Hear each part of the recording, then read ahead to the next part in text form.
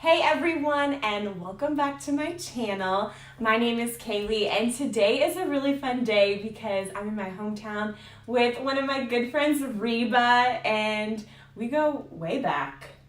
I feel like we've known each other like almost our whole lives. Yes.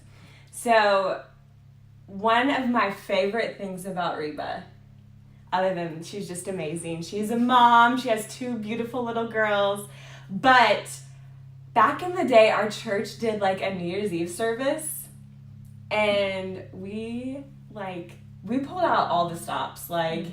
You had like all these lights, and like I think we had like strobe lights, disco lights. I think we even had like a fog machine. Like each year, it just kept getting better, and so we would do like the Reba. We would do that. So yes, so that's what we did. Like our childhood New Year's Eve services, like. We looked forward to that. We did. So last week on the vlog, I was talking about dreams, what are God dreams, and how do you find them? And today, we're kind of going to go a different way. We're kind of going to talk about dreams again, but redirecting dreams kind of. I wanted Reba to share her story of her dream and how things didn't always happen that way. So do you want to share a little bit about that? Sure. My dream was to play sports, no matter whether it was basketball or softball. And thanks to a concussion, those dreams kind of were put on hold. How old were you when that happened? Freshman in high school. So here you are, freshman in high school, and you pretty much thought like probably everything was over. Because I mean, she literally like practiced all of the time, like that was your life. Yeah. So it was kind of. I have had 3 concussions. The first one stopped me for a little bit, but then after the third one, it's, you have to stop. So it was kind of me I was kind of lost. I spent all my time doing this, and now I can't. So it was hard. It was frustrating. I think a lot of the questions were like, why? Like, why me? This is the path that I wanted to take, so why is it being stopped? But I think as I get older, you start to see that there's a bigger picture than sports, Yeah. Family. Yeah. And I think he kind of put me on a different path, realizing I don't know if I would have realized that I wanted to do photography. Yeah. And so now here I am. That's amazing, because I think it's so hard that you have this dream of what you think that God's put in your heart. He's given you these giftings and everything to do, but yet it was kind of redirected. And I think you probably maybe you could have gotten to photography, but you might not have gotten there as soon. Right. So let's talk a little bit about, like, I know you kind of said you were frustrated, you had the question like, why me?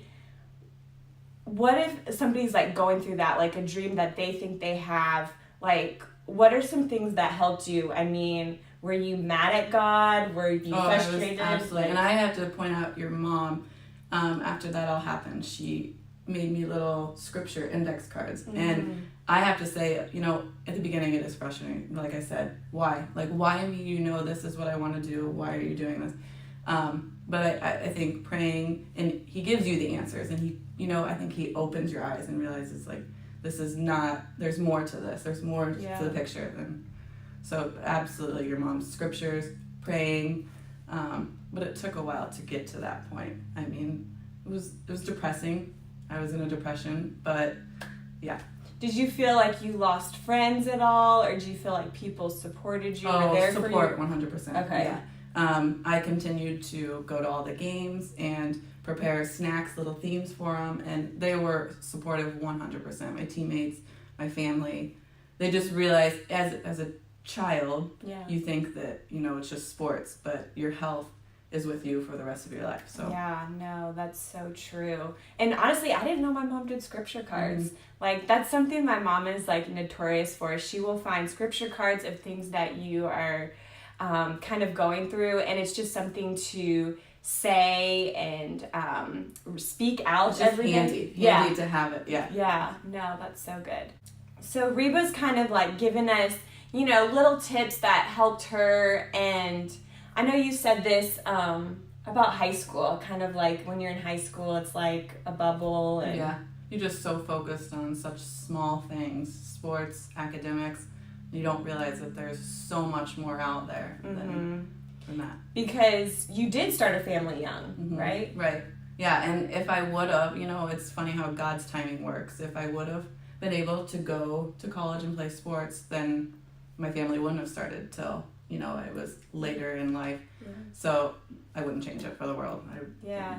And I think it's so neat, like the dream that God has given you, it was redirected. Absolutely. It was changed. Like, of course you didn't want to see that happen. Like, of course nobody wants to hear that their dream is like taken away. And honestly, like, I was so thankful that Reba was willing to share this story, because it's so hard to bring up like just past memories, because it was a very hard season, mm-hmm. not only for you but for your family, right. for your parents. Right. I know for me, like when my one of my brothers had strokes when he was 17 and was unable to play soccer for a while, and we just were like, oh my gosh, but we realized like soccer wasn't the end all be all. But when you like just think like he could go really far, and then it's taken away, you're just like, thankfully he was able to finish out his senior year, but he didn't go and play college, and he actually ended up going into the nursing field